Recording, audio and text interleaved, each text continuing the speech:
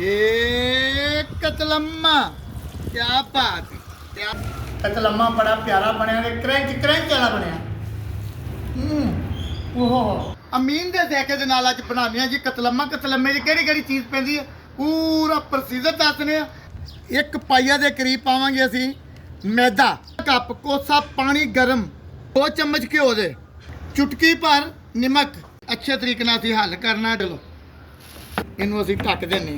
1 cup बेसन का ते 1 कप मैदे का, चम्मच अद्धा नमक का, अद्धा चम्मच धूड़ा मिर्च, सुक्का धनिया, दाने कलवंजी दे। पानी पावांगे जी पेस्ट बनाने वास्ते, रंग हस पे जायका कलर देने वास्ते। बहुता पतला भी ना होवे ते बहुता नरम भी ना होवे। छोटे पेड़े बनावांगे।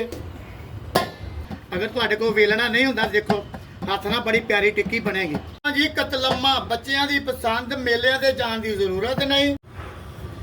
क्या बात क्या बात। अनारदाना ये कतलम्मा क्या बात क्या